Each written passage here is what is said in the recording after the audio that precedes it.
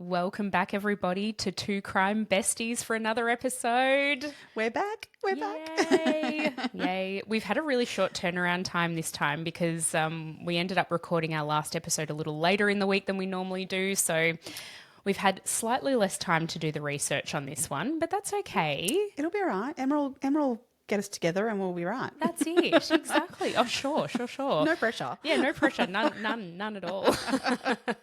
I've just noticed that for anybody who's actually watching the video of us doing this, we have dressed the same again today. Yeah. Yep. We've both gone with the green. At least we're somewhat different. I know we've done other days it's been even worse. So Yeah. We've had matchy, and I've had to go and get changed. Yes. It's funny how it works like that. Oh man, is that the sign of what's that a sign of? Is it knowing each other too well? Maybe. I don't know. It's not like we rang each other last night and went, hey, green tomorrow? We're matching up in many ways lately. It's not good.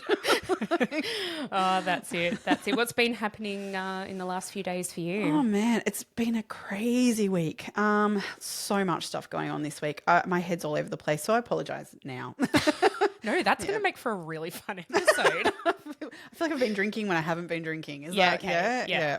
Yeah. I don't know. There's my week has been crazy. I'm really, again, I think I said this same last week, and it's just carrying on. I'm over people. People are just, I don't know. Yeah. There's some real assholes that just like to screw with your day. Yeah. Yep. I hear you. Yeah. I hear you. But, yeah. And I think winter, and especially now we're sort of in the depths of winter, I'm hoping by the time this episode's released, actually we'll be easing into spring. But we're a few weeks ahead. So definitely it's still... some people being unwell, it really impacts them and they just take it out on everyone around them. And like, it's just that, that lingering cold or whatever. But yeah, everyone just seems extra grumpy and extra, I don't know, like just dropping the ball on things that they should get done. Yeah, right. In every aspect of life, I think. Yep. I just don't like people. Yep. It happens. It happens. Hopefully with, the tide of spring, things will shift and it'll all be good fun. But yeah. Who knows? But we were just talking about too, like with the change of season, is it like, the new basketball season starts for the kids, and we were just saying about how like the constant like app on like for school with all the, and there's just so much on at the moment of like pay for this, pay for that, pay for this, pay for that. I feel like there's forking money out left, right and centre at the moment. Yeah, it's crazy. And I think like term 3 just seems to be a mental term for all of that stuff. It's they cram everything in because term 4's busy anyway. It's a no report term. So that everything is crammed. It's crammed into term 3. Term 3, there's nothing on in term 3. Let's do a term 3. Every teacher does it. Okay. It's been there, done that. Yeah, because our kids have got excursions. There's crepe days. We just had mini Olympics. There's so much going on. School camps coming up. And swimming, which we haven't had notices of yet, but it will come. I think that's term 4 though for our kids. Or my kids are convinced it's this term. Oh, okay. Yeah. Oh, right. But you might keep be an right. eye out for that one I'd then. love it if All it was held out till term 4, just warmer weather. If nothing true. else, getting the towels dry. Yeah, that's true. Hey, that's it. Oh, love this quick swimming turnover for washing. Oh, Jesus, it kills me that fortnight of swimming with school. I know, right? I know. Yeah, the constant smell of chlorine. Delish. Yeah. Today we're talking about the Golden State Killer. Yes. Episode 12, and here we are. This is a big case. I don't think it's going to be a two-parter at this stage because you can absolutely deep dive into this case, and we could probably do a 10-parter on it. Yeah, as many people have. Many people have, and that's the thing. Like, if you're really interested in this case and you want to know more, there is so much information out there about him and his crime and every victim and every crime, and there were so many crimes that we know of that have been attributed. Prolific is the only way to describe him in that sense. Prolific. Yeah. And I still don't think we know the extent, the absolute extent of of the crimes that he perpetrated, because he is an absolute monster. So the Golden State Killer, that's what he was finally come to be known as. His name is Joseph James DeAngelo, and he was born on the 8th of November in 1945. And in the mid-1970s in California in the United States, he started perpetrating these crimes. He went by so many pseudonyms. Yeah, and because they didn't actually marry up that he was the same person. This is the thing. Yeah. Even now they don't know that some of these some of the names given to these perpetrators, whether they are actually attributable to him, but these are the ones that they're pretty sure he's the perpetrator of the crime. responsible for. So Yeah. he was known as the Visalia ransacker, the East Area rapist, the East Side rapist, the East Bay rapist, the Creek Bed killer, the Diamond Knot killer, the original Night Stalker, and the Golden State Killer. There's another name that he went by, and it's Earons, which is a combination of the East Area Rapist and the original Night Stalker. So at some point during the investigation, they put together those two. together. Yeah, so then that was known as Earons. So that's the East Area Rapist and original Night Stalker. I also had the Orange County Killer as linked to him too. I didn't But maybe see I'm that. wrong. Oh, no, not I necessarily. remember, I've got it in my notes here. I've listed as the Orange County Killer. Well, I mean, I guess it's in the same area. So Yeah. this is mostly California northern and- California. Yeah. He perpetrated over the course of his crime career. Now, this is what they have been able to prove he was involved with. There were 13 murders, 51 rapes, 120 burglaries minimum. Yeah. The thing that is really interesting with this case as well is he escalated as time went on. So he started out with burglaries, that progressed to rapes, and then within that, the murders sort of started. Yeah. Yeah, when he lost control in a situation, obviously, I think. That's it, Yeah. exactly. So he was married. He was married to a woman named Sharon Marie Huddle. They were married in 1973, and at the time he was a police officer. That's how. I mean, that's mind blowing to me. It really is. I mean, and they did in profiling him. They believe that he would have been in some sort of police or army or some sort of in that sort of area for work, and they were spot on. Yep. So well done to those profilers. But Yeah. it floors me that someone who is in that kind of work would think to want to do this sort of stuff. Yep. Yeah. I think the profiler said that he was more than likely military. Yep. Because of. Well, he also wasn't he? I believe he Navy? did. But I don't think he served.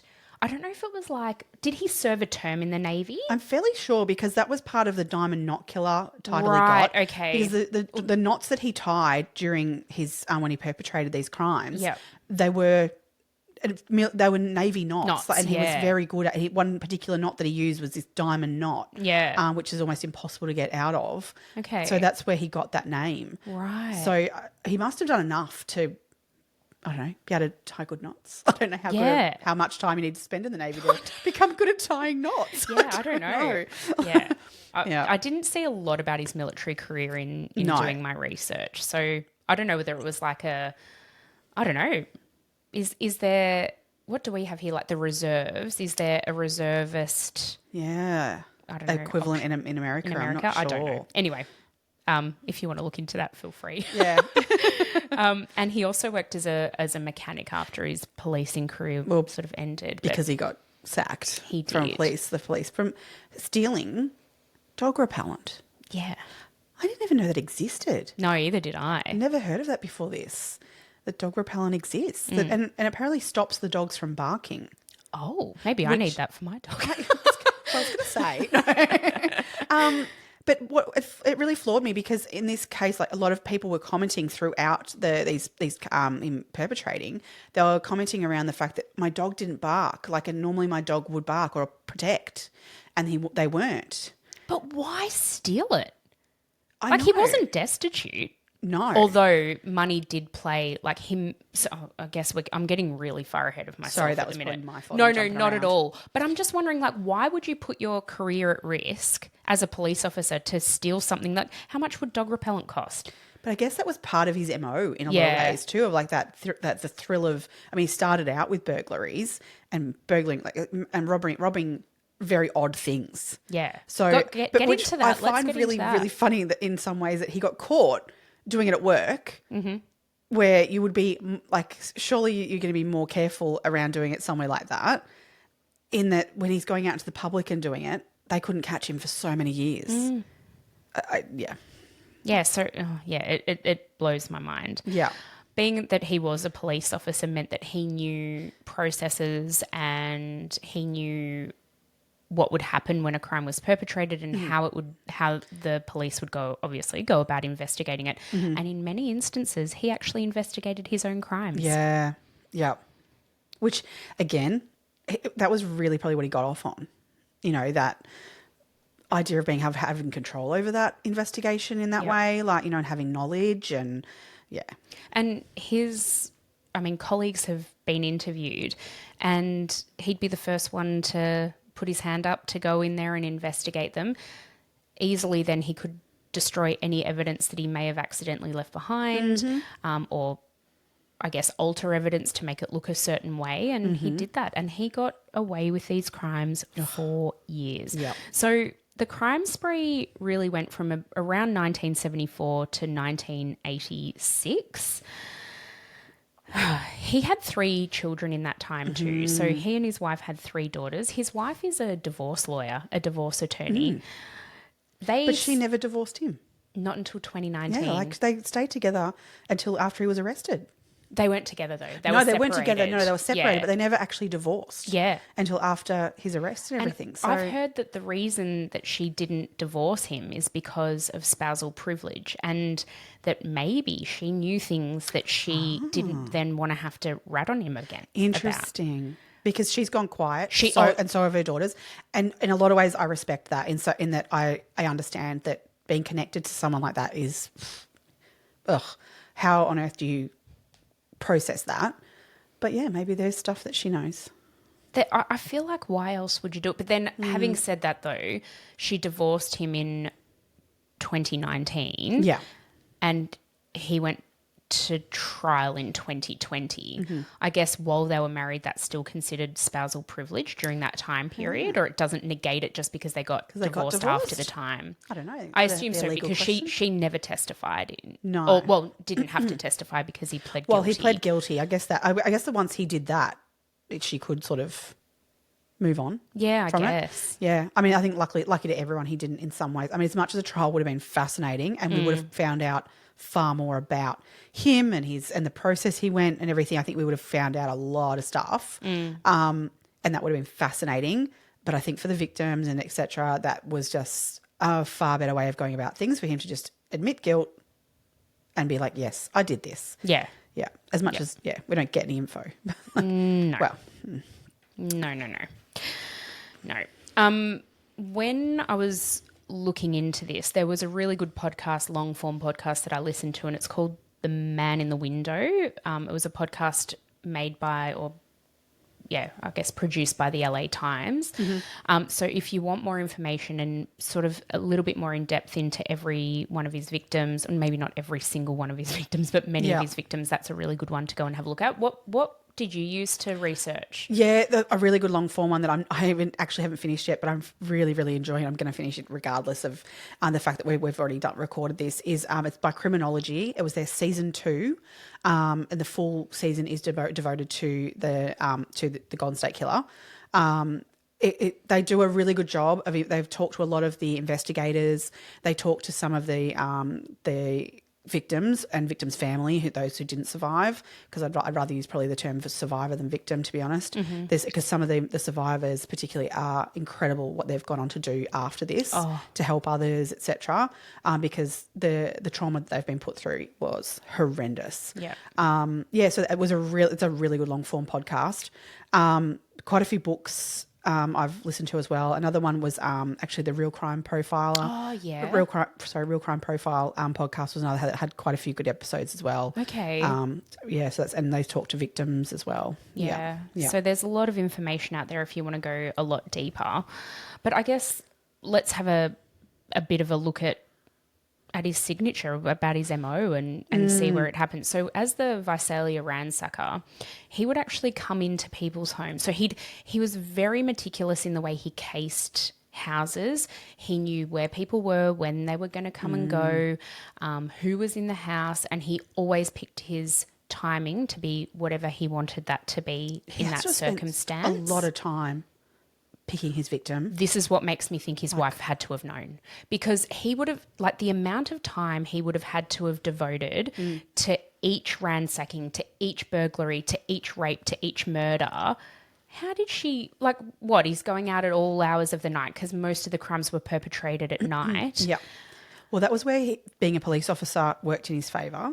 I know that from listening to a podcast on the perspective from the brother-in-law, so her brother, the wife's brother, and he said the fact that he worked as a police officer, quite often he would just say, oh, we had this case towards the end of my shift and I had to stay longer to write reports. Okay. And a lot of the times when they, in afterthought, he goes back over some of those things and goes, oh, wow, like that's actually when that victim, like when that happened. Or yeah, and he said actually there was a number of them. There's particular dates when, as the brother-in-law, he went over the dates of, because he was so prolific, it was sort of pretty monthly that he would pick a victim basically. And when he looked over it, there were particular dates where he would perpetrate the crime, and each year that those dates popped up again and again. And it was his birthday was one of them. That there was he perpetrated on the brother-in-law's birthday over a couple of years, like repeatedly on that same date. And he's like, yeah, we were out as a family. He didn't like socialising, Joseph, and so he wouldn't come to like a family gathering. That was his out of like, oh, I don't want to go. You know, you go to your family's birthday celebrations. He was perpetrating the crime. They were all distracted by celebrating a birthday, and you know, not watching the TV and seeing the news that night because they were out at dinner and he's gone, doing you things. beauty. Now's my opportunity. Yeah. Oh, God. I mean, how sickening. You feel like, you know, oh, we were doing that. We were celebrating something and he's off doing that. Oh, God. That you would just never get over that, knowing that. Yeah. I know there were instances, especially with the burglaries, where I think the night that he had the most number of crimes, he broke into 20 houses in one night. Wow. 20. But he and that was wasn't all breaking within a in- city block. Oh, no. He no. wasn't breaking into No. like steal, you know, things of value. Yeah. Either. It was just it was the thrill of breaking in, being able to get in, have control of that situation. And then it was also that torture aspect of, I'll steal one of your favourite earrings. Yeah. Like, And he would do weird shit like yeah. Get all of the female underwear out of the house and like stack it on the kitchen table. Yeah. He'd make Or himself change meals as or well. change drawers. Like he would go through their drawers and take their underwear out of the drawer and put it in someone else's drawer, but not just to take mess any with you. underwear. Yeah, Because that was all the time people wouldn't realise for quite some time after the fact. They'd kind of go, oh, where's this? Like some random item. And they'd realise, oh, he's taken it in or a he'd robbery. move a photo, or like just Yeah. really creepy shit. Creepy shit. Yeah. Yeah. So I think when he perpetrated that night that he did sort of the 20 burglaries in one hit, Yeah. police were then like, oh, this is escalating, because that was sort of heading more yeah. towards the end of the burglary sort of side of things, Yeah. and things were starting to really escalate. So as you were saying, if he's looking to get a bit of a thrill from this and it's taking 20 burglaries in one night to thrill him, that hit. yeah, it kind of stands to reason that the next thing he does is start escalating his behaviours. And Yeah. unfortunately, what that actually meant was that he started raping women. Yeah. The things that he did to these women, again, if you listen to any of these long form podcasts, it goes into it. Some of them go into it in a fair bit of depth. But Because the actual, well, two things here. Firstly, rape isn't about sexual stuff. It's about control, 100%. But that's the thing with this whole thing. The rape is actually, I mean, and I don't want to minimise rape, it's horrific. But to be really honest, what he did to them psychologically was horrible. he tortured them. Yeah, he did. And not only on that night, before and after. Yeah. So he would come into the house. If there was a male present in the home, he would make the male lie down on their front, stack dinner plates on their back, and say to the male, if you move, or if I hear these plates move in any way, I will come here and kill you, and then I will kill your wife. I will rape and kill your wife. Yeah. So these poor men were lying there. They had, you would have no option. Like, what do? You've got dinner plates stacked on your back. You would And be if he hears them rattle, I mean, God, that will rattle terrified at anything, any of breathing. and especially breathing in an anxious state like that. Yep. Oh God, it's be or and thinking that you're now putting your wife, if you know there were kids as well, sometimes in the home, putting everyone at danger if you move in any slight way. Yeah. Yeah. So he'd come in and he'd bind people, like all of the members of the household, he'd blindfold them. Yeah. So in a lot of these instances, once he'd sort of moved from the burglaries into the rapes, people didn't really know what he looked like. No, you wore a ski mask and That's right. gloves. And what I found interesting was he actually had a different ski mask almost every time he perpetrated a crime. Wow, so there was nothing left on it. That's it. Yeah, match it up. So he must, I don't know Wow. what. Where on earth was he buying all these ski where was he masks? buying them? Where was he disposing of them? Yeah. Did he keep them as trophies? I don't know. That's never come out. So he's got different gloves every time, different ski mask, and he would wear different clothes. Well, actually, on that, most efficient burglar and rapist ever, because he would rock up with no pants on, Yeah. Ready to go. ready to go. Which I mean, this is where I've become with my anal self. Any way to make things easier. Nice choice of words there, by the way. Really bad. But anyway, oh God. But to rock up with no pants on, to be able to perform the act that he's going to perform efficiently and get it done, and without the issue of pants up and down. But if he gets interrupted in some way, to exit without having to pull pants up and whatever, he's smart in that He's thought sense. it through. Yeah. He never intended to leave quickly, though, and that's why the No. pant thing, I guess it's just in case he was sprung, Yes. even though he generally would have done enough research to know he wasn't going to get sprung. Mm-hmm. So he would perpetrate these horrific rapes, including sodomy, including oral rape. He made the victims do awful things. Horrible. He'd bind their hands behind their back and make them touch his penis, because he liked to see their hands bound and touching him. Touching his teeny tiny Little penis. Literally. Literally. Apparently, hold on, I actually wrote down a quote about his penis. I love that. Sorry. Can you say that one more time? I wrote a quote about his penis. If that ends up on TikTok, oh God. So one of the investigators wrote in one of her reports that he had an extremely small penis.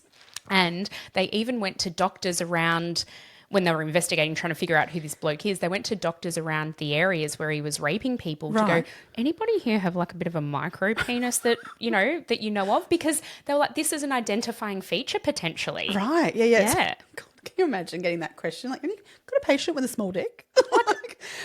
Yeah, I don't know what the percentage of that is in the population, but I don't think it turned out any leads in the end. Yeah, but apparently, because he's one of his victims, which is horrific. She was only 13 years of age, and she was a virgin. Yeah, and so him raping her, and multiple times he raped her, but it never broke her hymen. I did not. That's know how that. small a penis he had. There you go. Yeah. That poor girl. Her name was Margaret Wardlow. 13 years of age. And I've heard an interview with her where she actually said, so she's obviously a grown adult now, and she said, I knew I just had to give him zero satisfaction. I knew he would want me to be begging for my life and asking him to stop. And she said, I gave him none of it. I just said to him, do what you need to do. Yep. Gave him at 13 years of age to have the presence of mind to be like that. She actually said to him, I'm not afraid of you. Oh, God, go her. Yeah. And her mum was at home when that happened. Oh. Oh, unbelievable. Yeah. Unbelievable.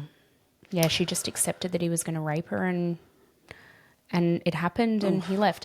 He would sometimes do some really strange things after perpetrating the crime on the victims or on the survivors. He would go into their kitchen and make himself a meal. Yeah. And he'd sit down. Cook. He'd sit out on a balcony and Yep. take in the view or whatever. And then he'd go back and rape them again. Yep. And then he'd go and wander around the house and do something else. Move their underwear around or whatever it was he was doing. Very weird. Very it wasn't strange. just a, rape and gone, it was in and out quickly like that. Yeah. It was very it was a lot of time of this poor victim laying there going, is he going to come back again? And this is Has he left? Is he here This is still? part of the torture, Yeah. isn't it? That they didn't know whether he was still around. No. He would then also phone them for weeks and for some of them months. And one of his victims, years The first later, one was, it was years. he would ring them. Oh my God, you need to go on to yeah. YouTube and listen to this. But he would ring and he'd just breathe into the receiver. He'd be like, like horrific. And then he'd say things like, I'm going to fucking kill you. Yeah. Like weird shit. Oh, when you're listening to that recording, like it gave me absolute chills. Like real crime stuff doesn't affect me like that. I don't get scared of it. Like, I don't know what it is, but horror movies really freak me out. I can't do horror movies. Oh, me either. This I didn't know dude- that about you. This dude is horror movies. Like, he is literally his crimes could have been scripts in horror movies. His very first victim, he appeared in her doorway with his knife tapping on she woke to the tapping of his knife on the door frame of the door. I mean, that's full-blown monster in a horror movie shit. To the point where when she, in her days confused of waking up, actually thought she was seeing things and threw her bed cover back over her head going, oh my God, go to sleep, you idiot, like kind of thing, like, like what on earth? That it was that weird, and then he jumped on her kind of thing. So, I mean, he is just beyond. And I said it to you during the week researching this. It's the first time I've ever done the whole gone and checked my locks, triple checked my locks at night going to bed after listening to podcasts or reading things around this case, because he was a genuine monster. Monster, a creep, a terrorist. Like, he's just horrible. One of the ones that creeps me out the most in terms of his researching his victims and then perpetrating a crime. I don't know if you heard this or not, but they the rapes got so bad, they started like these town meetings, and they had a town meeting, and one of the guys in the town meeting stood up and said, how on earth is this guy raping a man's wife in the house while he's home? There's no way that would happen in my home. I'd, beat the guy. Me tough. I'd beat him up. I'd kill him. How on earth are men in our town allowing this to happen? And so that was that. They left the town meeting. I think within a few months of that town meeting, Joseph rocked up at his house. This guy that spoke at the town meeting raped his wife and left. So he did it straight to that man to show him, you think that other men can protect their wives and you can do better than they've done? Not when I'm around. Like, how freaking creepy. He was at that town meeting. He was. And he there's was even at the a photo. town meeting. I think someone's Yeah, found a there photo is. of Yep. him sitting at the town meeting. And so he's heard this guy speak. He's spent some time researching him and finding the perfect time and going, oh, well, there you go. You're my next victim. Fuck you, buddy. Oh, how freaking creepy. He's so creepy. One of the other victims that I sort of looked into, she was his fifth victim. And there are quite a lot of interviews with her, like clips of her on YouTube. Her name is Jane Carson Sandler, and her experience. So this one happened at 6 o'clock in the morning, but apparently it was very dark. Like it's not like a summer 6 o'clock in the morning. It's depths of winter 6 o'clock in the morning. It was 1976, and she said she saw a bright light down the end of the hallway, but her husband was about to leave for work. So she was like, oh, that's weird. Like normally he wouldn't have a flashlight type thing. But whatever, didn't really think that much of it. And then a man comes from that end of the hallway wearing a ski mask coming at her. He's holding this hunting knife. And at that time of the morning, her 3-year-old son had gotten into bed with her just to have some snuggles. I guess maybe the dad had woken him up in the process of going to work. And Joseph bound both of them, blindfolded them. And she said, in her mind, she was like, just do whatever he wants because my son's here. I just need to keep the peace. She said when he bound her ankles, she kind of felt good about it. She thought maybe he's just going to, steal stuff out of the house or like maybe he will kill us. I don't know. Yeah. Then he unbound her ankles and he's like, she said, I just knew exactly what was coming. Yeah. And she said she just lay there like silently let what happened because her son was lying like. Well, she didn't really know where he was, whether he'd removed him out of the room I or don't or think not. he had in the end. So, but she didn't know, like, was my son okay? Like, was he still alive? Didn't know. This was one of the households where he stayed and cooked himself a meal. Yep. And she just had to lie there for over an hour.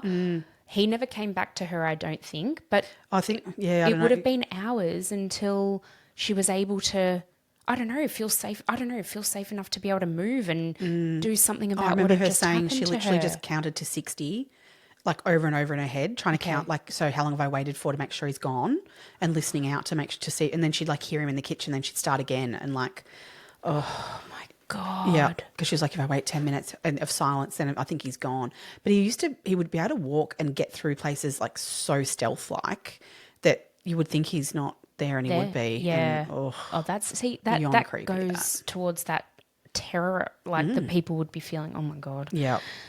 As the rapes sort of were progressing, one of the detectives who was an investigator at the time, she was a woman named Carol Daly. So she investigated 27 of his crimes. She said we knew that he was ready to kill. Like they could see the escalation of the rapes as well. They were becoming more violent, more graphic, more intense, and they just knew the next step was murder. Yeah. And lo and behold, I think, not that long after they'd sort of come to this conclusion, a couple of weeks later, he committed his first murder. Oh. Was his first murder one where there was a wife and there was a couple? Yeah. Yeah. Yeah. Yeah. So another, I guess we need to probably say as well, he evaded capture for over 40 years. So he's perpetrating like these 13 murders, these rapes, countless burglaries. And so over the years, many detectives, had held the case, and it was passed on and passed back, and it was a cold in case different here and there. areas too, they'd be investigating, as that's why I ended up with so many names. That's it. Because different areas were investigating, and back then they weren't so much communicating, I guess, in a central database of sorts. That's it. Of kind of going, oh, this is the same case, this is the same person and perpetrating these crimes in multiple places. It was basically like this area he was known as this because that he was operating there, but over in a few towns over, he was known as something else and perpetrating the crimes there, and that the detectives there weren't necessarily talking to each other communicating to know, oh, hang on a second, you've got the same guy we have. It wasn't until one of them, I believe, put I a think few it was together. This detective Paul Holtz, is that right? He sort of came to be able to see a few commonalities between all of these different cases and be like, oh, this is interesting. So a few things that he identified. It was always single-story houses. Yes. He parked his car in a strategic place in order to be able to get out quickly if he needed to, but never close enough to the house that his vehicle would be identified or associated. Mm-hmm. We used to ride a bike too. Yeah. At times. Or sometimes he also went on foot. Yeah, yeah. So I guess he had a lot of a lot of different ways of escaping depending on whereabouts he was perpetrating. Yeah. I think Paul Holtz took over the case in 1994. So by this stage, the crimes had sort of stopped. Mm-hmm. Well, in that stage too, I guess DNA became possible. Yep. Whereas back when he was perpetrating his crimes in the 70s and 80s, DNA wasn't even a thing. Yep. There was something that I didn't get a lot of information on, and you probably can answer this more correctly than what I was listening to, kind of going, okay, I think I get what they're saying. But something about that prior to even DNA coming into play, they could test certain things. Yep. And that it turned out that whoever he was, Yep. he fell into this very small bracket of the population who were a non-secretor. Non-secretor. So what does that mean? So a non-secretor, so body fluids. So a non-secretor is a person. So it 15 to 25% of the population are non-secretors. So it's not a tiny percentage by any chance, but it is in the minority. So it certainly narrows a pool of people. Mm-hmm. But it's basically where your body fluids don't secrete antigens that are characteristic of your blood group. Right. So most people, or I guess between, 75 and 85% of the population, when you secrete body fluids, there are antigens in those fluids. So this can be saliva, sweat, whatever else. But as I said, 15 to 25% of the population don't actually secrete these antigens in their body fluids. So you can't pinpoint what blood group he was. No, if they found blood, they would be able to. Yeah, but from any other. So from his semen Yeah. that would be left in the at the scene. Yeah. They Although- wouldn't be able to get any of that information. The interesting thing about this case is that by the time they found him and they got to him and they were able to look into DNA, because obviously we'd come, many, many, many, many years down the track. Yeah. A lot of the evidence from all of his rapes, so the semen that was found and kept was all destroyed because the statute of limitations in California meant that It's they only could 10 only get, years? I thought it was 7. Oh, It's gosh. like not long It's not at all. long, Whether really. whether it's 7 or 10, is Especially still when we know not long about enough. rape victims and how long it takes for them to be able to feel comfortable to come forward. Yeah. That's bullshit. Yeah, it is absolute bullshit. I don't Yeah. know whether that's still the case now, whether the statute of limitations Whether has it's changed. I changed. didn't look into that. I feel like he wasn't able to be. Yeah, he was definitely not able to be charged with the rapes. I feel No, even he wasn't. No. He wasn't convicted of any of the rapes because of that statute of limitations. But yeah. he was convicted of 11 murders. Yes. But we can get into that in a minute. Yeah. Yeah. So some more evidence that this detective sort of started putting together was that his shoe size was size 9. Mm-hmm. So that's a pretty small male foot, really. It's pretty Is average. it? No, I think it's like I'm thinking female feet are it's like a 7 or 8. It's fairly average, isn't Yeah, it? Whereas okay. is it men's shoe sizes? To me, like a 10 seems big. Okay. No, I don't know. I don't know. I'm just going by maybe blokes that I know. Your boys have got massive feet. Yeah, maybe. Yeah, I don't know. It just, to me, that seems small, but So I would have said what like do it they didn't say about? match what he's Oh, that's exactly what I was going to say. You know what they say? Small shoes, small feet. Yeah, obviously the fact that he was a non-secretor. He also would have these catchphrases that he would whisper or whimper to his victims as he was raping them or between rapes. And he would the way say he would things. speak. Oh, freaked me out. disgusting. He would say things like, I just need food and money for my van. Oh, Yep. He said that in nearly every rape he perpetrated. did he even own a van? Well, this is the thing. The detectives think it was a red herring. And he was Yeah. actually throwing... So there were a few other bits and pieces that he would say to really try and throw his victims off, and they were red herrings in the end. Yeah, right. He'd stutter, Yes, I did hear that one. Yeah. even though He didn't in have a every stutter. day... No, he didn't have a stutter. He would cry, like actually cry tears. What? And he'd mention his mother and he'd say, Mum, I'm really sorry. I won't do this again. Oh, my mother. Blah, blah, blah. Although some of them said they thought he said mummy when he actually might have said Bonnie. And Bonnie was an ex-girlfriend. Yeah, now Bonnie's an interesting one. Yeah. So Bonnie was engaged to him. So this was pre him marrying. Oh, my God, I've just forgotten his wife's name. Huddle is her surname. Yep. Sharon. Oh, hold on. Oh, God. Sharon. Thank you. Yep. So prior to marrying Sharon, he was engaged to this Bonnie, and he was awful to her, so much so she called off the engagement. Yep. He then went to her house, essentially kidnapped her, put a gun to her head and said, we're going to Nevada, to Vegas, to get married. And he wasn't arrested for... No, I don't think she ever... Her version of events now, and she's in her 70s, I think now, late 70s. Her thing now is, I just needed to be away from him. Like she said, I knew he was bad, but she didn't know he was this bad. It's Yeah. not like she could have foreshadowed what he was going to No. do. And there were some really shit news articles that came out when this all sort of blew up and they knew who he was and when they found out.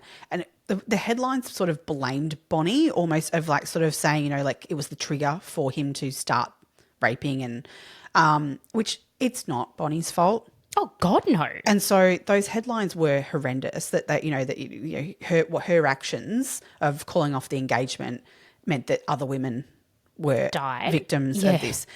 So Or raped. let's just put that out there.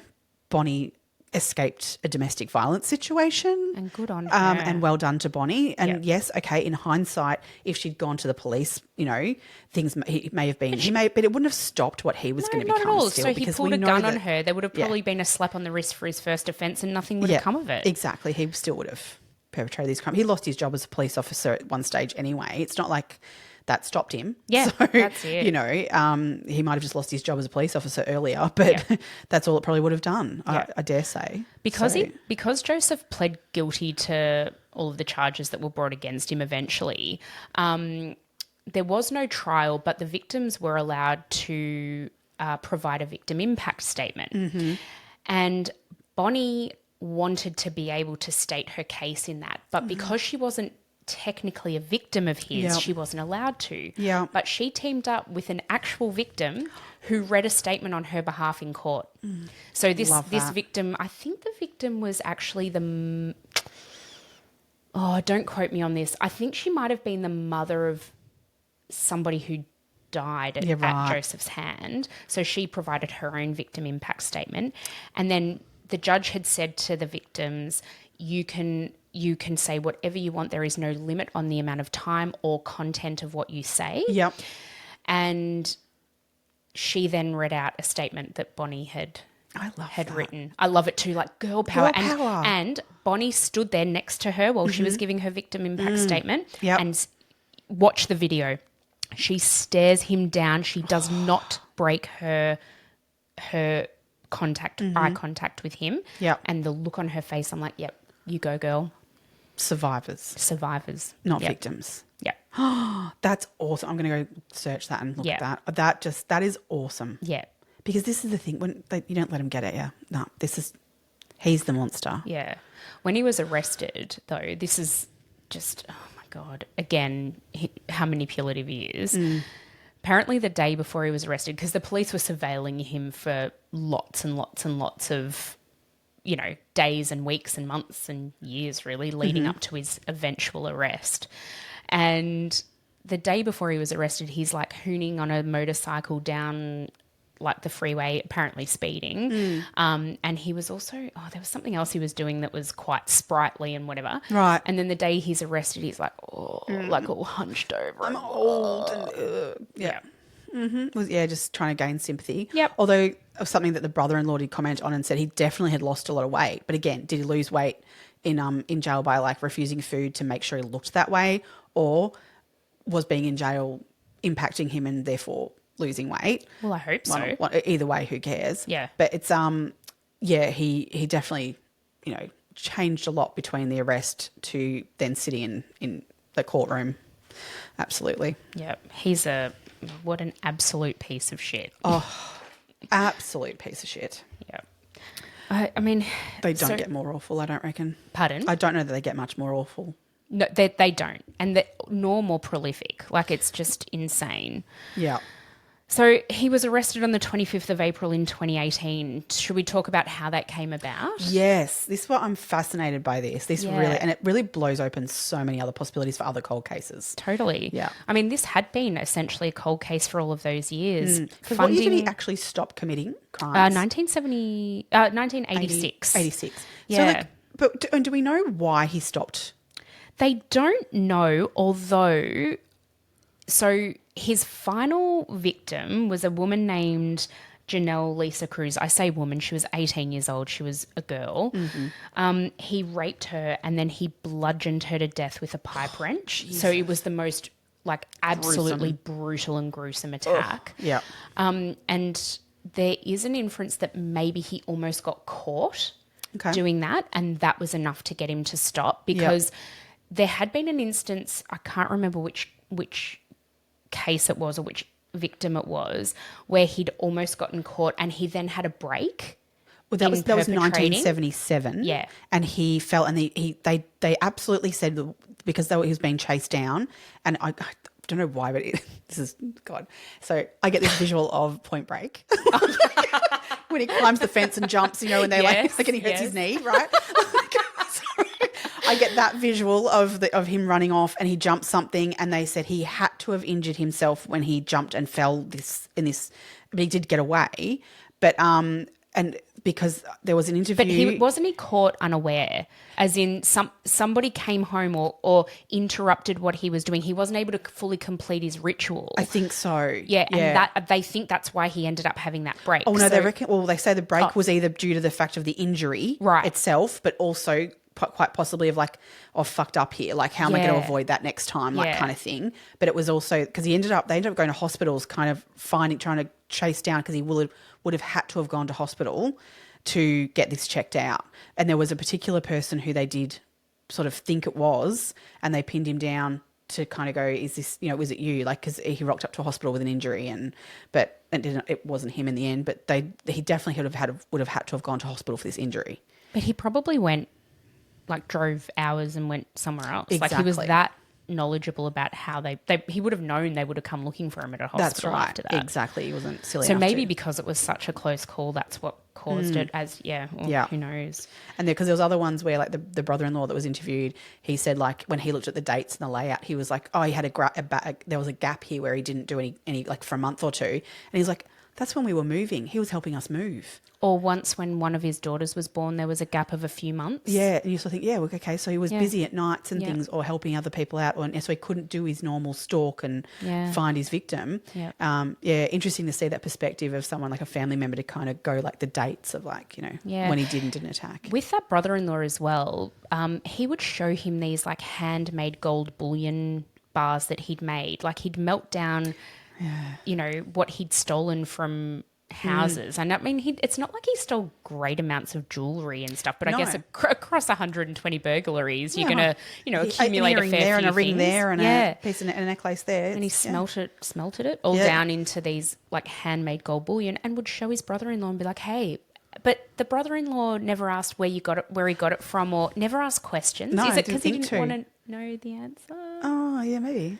There is a book. He has written a book, the brother-in-law, which apparently you can just get off of Amazon, called Killers Have Secrets. Okay. So, and he writes about the fact that he was, in a lot of ways, a normal bloke. Yeah. Well, he was in day-to-day life. He said you would never have picked that this was what he was doing. Like, he said, that's how he got away with it. Yeah, he said definitely, like, when the wife and him split, then they separated, that his sister just didn't want anything to do with him anymore. Which, I mean, that's, most people who separate from someone, that's not, an indicator of, he must be killing and raping people. Yeah, absolutely. But she was definitely like, no, I don't want anything to do with him. But he maintained a friendship with him as his brother-in-law. But he said eventually, though, Joseph found these other mates who enjoyed fishing, which the brother-in-law didn't like fishing. So they the friendship kind of just petered out. Okay. But, like, that's just a normal kind of evolution of a friend, of a relationship like that. When you're not, well, they're married technically, but they went together. Yeah. With his sister. So there was no obligation there. They just kind of I did see that the brother-in-law would also said that he would discuss these cases with him openly and bring up the East Area Rapist and bring up the original Night Stalker and talk to him about it. How weird. Yeah. Creep. Yeah. What a creep. But the brother-in-law never suspected anything. Not from all accounts from what he says. Yeah. Like, no. And he said, because he did say in interviews outright that if he ever suspected that he would have immediately gone to the police. He would never have approached him, but he would absolutely have gone to the police. Yeah. So, and the way he was presented himself, I believe him. He seemed to be very credible. Yep. Yeah. I don't know. And whether his wife, or ex-wife, knew anything, I don't know. I feel like she had to have known, maybe not known that he was, earons, or that he was the Golden State Killer, but I think he was up to she had to have known something was. It wasn't a happy marriage. It was obviously, he was obviously doing things that she was like, where are you at night? What, are you having affairs? Maybe she was thinking that. I don't know. Yeah. Or where's all this shit coming from? Why have you got random, I mean, I'm assuming he hid everything that he brought back, but. Well, the one thing that the brother-in-law said in an interview was that really, like, kind of made me go, oh, that's really eerie. He reckoned, now looking back on everything, that obviously this man is a psychopath. He'll be, I'm sure they'll have psychologists looking at him of like, what is he? Where does this come from? Yeah. But also he said he has to have learnt how to behave normal. And so his behaviour of being normal was learnt behaviour.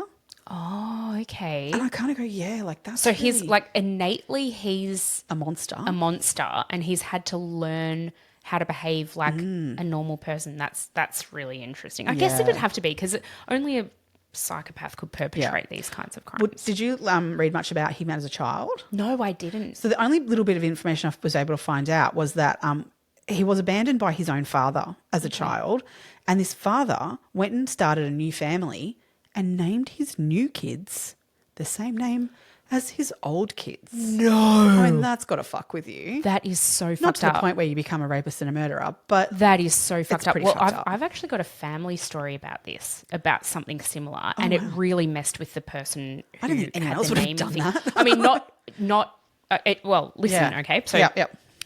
my dad's side of the family, so my dad's grandparents had a daughter and they named her Elsa. Yeah. And she died, I think, of cot death before she was 1 or at around the age of 1. Yeah.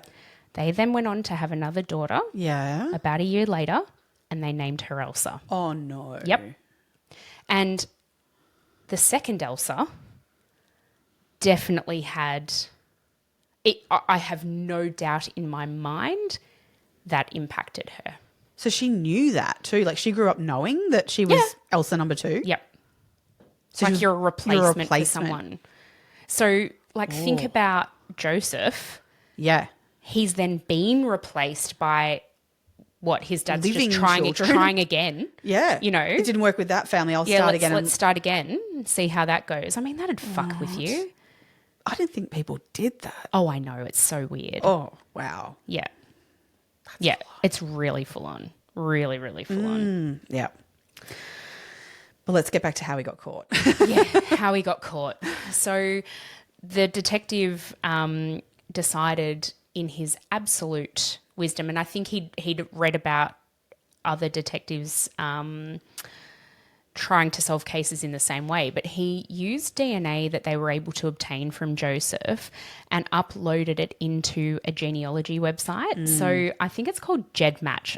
It's not one that's very well known, but think along the lines of Ancestry.com or 23andMe, where you upload a DNA profile into the website and it gives you a bit of an idea of like who you're related to or where you've come from. And so what this detective did was upload, I guess, a fake profile with Joseph's DNA. Yeah. Not linked to knowing that's the name, though. Not linked to knowing that's the name. All they knew was this was This was the GSK's DNA. but not knowing who this person was at all. Yeah. So this is according to the detective, within a day, they had something like 1,000 matches. And they were able to narrow that down, so into 25 family trees. Okay. So there's a lot of data here. Right. They were able to narrow it down via Joseph's great grandparents. So that's how far they had to go back. Wow. They then went down those Went down those rabbit paths holes. Yeah. and they found 5 males who were living in California, were the right age and right age and men and in the right geographical area. Right. Living in the right geographical area. And one of those 5 males was Joseph D'Angelo. Wow. So But Joseph D'Angelo never actually uploaded his DNA to one of these ancestry.com things, he never did that. It was via some other family relative who had uploaded their DNA that connected it to them. So it was a third cousin, I think. Right. Yeah. Like, geez, he must hate that third cousin. Yeah. Or maybe it was a second. It was not a right. first cousin. Yeah, right. Either a second or a third cousin. But imagine be like, oh hi, sorry, it was me. sorry, hi, it was me. I uploaded my DNA because I wanted where to I know came from. like my Italian ancestry. Have you ever done one of those 23andMe or? I haven't, but my father has because he was adopted. Yeah. And so he wanted to find out well, he was like in his mind, he wanted to find out who his mum was and things and who his dad was. Yeah. Which really just didn't come back with much. So Aw. it was nothing overly. I guess in that generation, maybe it's less common. Yeah, I don't know, because my mum's done it as well. And what really pissed him off was that it came out with more with her, and she's been in touch with relatives of hers, but it just really didn't lead anywhere. So we're kind of like, again, he started the whole family on his own. We don't know where he came from. He's the founding father. Yeah, the poor bloke. He's yeah. But yeah, no, so I have it, but it's so interesting finding out like your heritage and, because we always thought there was, not knowing from my dad being adopted, we don't know what his heritage is. And I was kind of like, at one stage we thought there was a lot of Italian there. I've been told in the past that I might have a bit of Italian in my blood, or other people have commented about varying other traits that we have that might be a bit of something else. And it turns out, no, just, England, Ireland, the typical stuff. So yeah, that was pretty interesting. Yeah, same as my mum and same. Yeah. I've never done it, and I'm really skeptical, to be honest with you. Yeah, not because I'm skeptical about the process, as in, the way it happens, and I would be happy to find family members potentially, but I'm like, what else are they doing with my genetic information? And I know they're not looking at, like in these, they're looking at genealogy. They're not looking at your like genetic makeup. Right. But I'm like, it just, I don't know. Yeah, I was going to ask you that. So like, what in if this I situation, then commit a crime and then I'm in a database? What's the ethical stuff of this, of the way they've gone about this? Yeah, well, what are your thoughts on that, on the ethics of it? Well, I mean, they obviously sell your data, but it's de-identified. But who's to say that like an Ashley Madison breach doesn't happen and... God, that's a whole other episode. I think that's actually on the list. That was one of mine. Was it really? Okay. Yeah, because I find them really fascinating. Blows my mind, that. Yeah. I don't know. I'm skeptical. Yeah. I mean, I'm a law-abiding citizen. Maybe. And I'd kind of like, I'm a bit naive to the fact of like, well, I don't care who has my DNA then for that, but... Yeah, but then like, what if your kid does something or like... But then he shouldn't. Yeah, I know. No, I know. It's not even that. I don't know. Yeah, I do get what you're saying, because apparently there are, because of this case and this blowing this all open and it becomes an ethical issue, I think I think it was Ancestry.com is one of them, that they don't... the FBI and that sort of stuff can't access their database, but there are others that are. What's to stop them from creating these fake profiles then, or is it legally they're not allowed to? Oh, I don't know that, because there's been other cases that have been, solved by doing very similar things, and I know there's particular people out there who are like, literally, this is their job. They will research the genealogy to find a criminal. So, it's an interesting one. Yeah, I don't know. Maybe the laws haven't quite matched up. Definitely caught up with them with that yet. Yeah, I think it's along the lines of, like, I find like the IVF, it's another interesting thing of like, the ethics around IVF and those sorts of things, and embryos and where they all go and that sort of stuff. Yeah, the law's kind of a few years behind. I mean, up as much. This all happened in 2020. 2020. So... Yeah. 2018. Oh, 2018. Oh, that's right. He was arrested in 2018. Yeah. So it's only sort of like 6 years-ish ago. So maybe the laws haven't caught up yet. I actually don't know. Yeah, interesting. But he was sentenced to 11. But also the other side of that, in terms of him being caught, and ethics around this as well. So they basically pinned him on this thing. They found, okay, this is the guy. Because they looked at a couple of different people who were obviously related. Yep. And was like, no, this is our guy. But to be able to prove that, they then followed him around and waited until he discarded something that they could get DNA off. Yep. Took it out of the bin, Yep. unbeknownst to him entirely. Yep. Tested it, bang, that's our guy, and then went and arrested him. So again, I mean, that's not unheard of at all for cops to do, but I still find that's another bit of a privacy breach too, an ethical around I guess getting not it. But really, because you've discarded it. You've discarded it. It's out in public. You've left it there willingly. Yeah.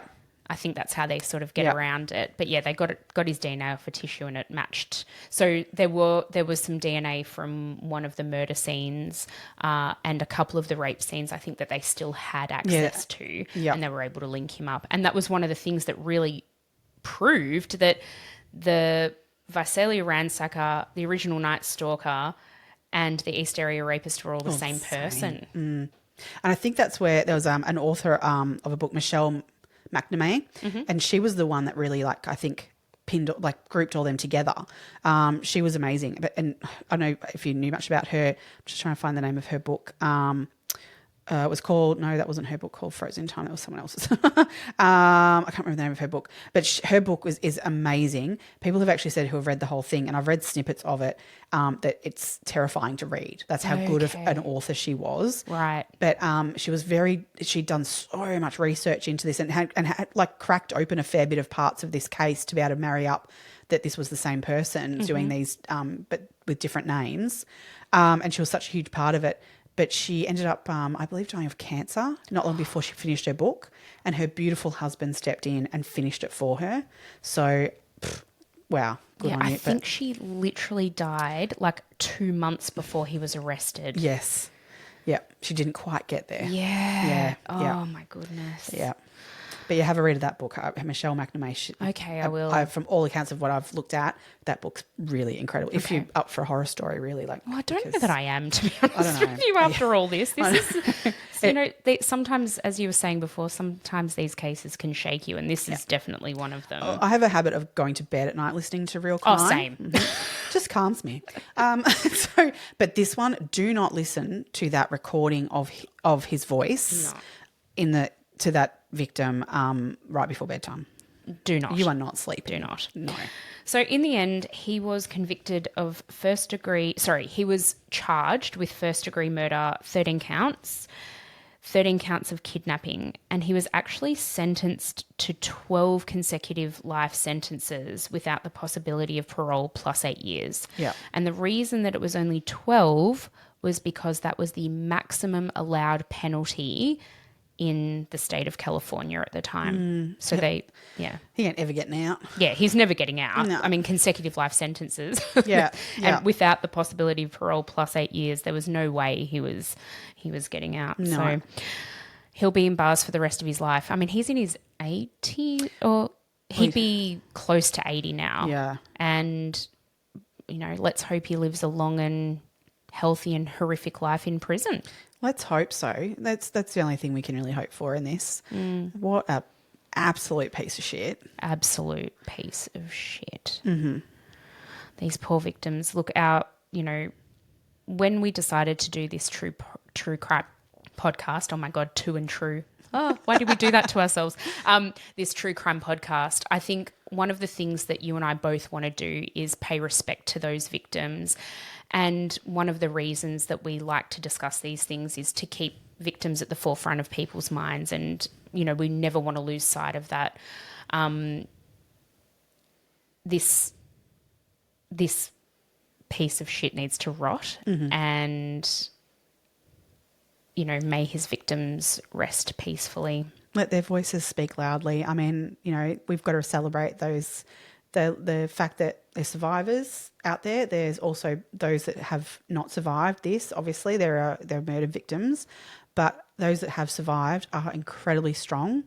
The fact that two of them have paired together to get a story across, is just awesome. Love it. Go girls. Yep. Women are strong, and an asshole and absolute monster like this will not stop their voices. That's it. Yeah. I think that's a good note to end it on. Yeah. We do have a bit of a request of everyone, if we can, please. We would really love it if you could follow our podcast in your podcasting app. So for Apple, it's on the Purple Podcasting app. In Spotify, where you can also watch us in video.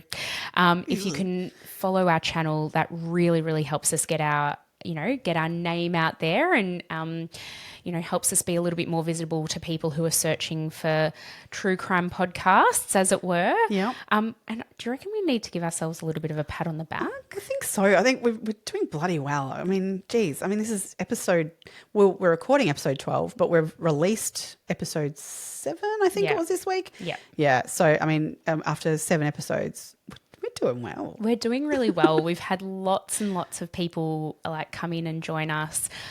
We can see that so many people, and there are people from all around the world Blew who my are mind, that tuning in. list I of like the countries know. everyone's from. It's insane. Oh, welcome to everybody. Yes, welcome. And please, please subscribe. It really, really, really does help us. So having people listen is fantastic. If you Yep. can subscribe, it's even better. So thank you everybody for listening. And next week we are bringing you, this is an Australian story. It's the case of Melissa Caddick. And this is an interesting one. Definitely. It's a little bit open-ended. And we'll see where that case takes us. But thank you, everybody, for joining us on another episode of Two Crime Besties. And we can't wait to bring you another episode next week. Absolutely. Stay curious, crime besties. Bye.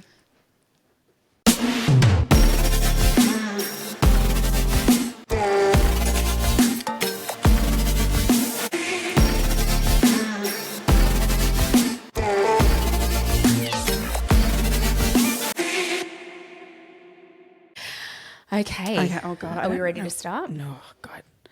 We're fine. It's fine. You're gonna. You'll be great. No, you'll be great. You're always You're great. awesome. No, you are. No, you are. Love you.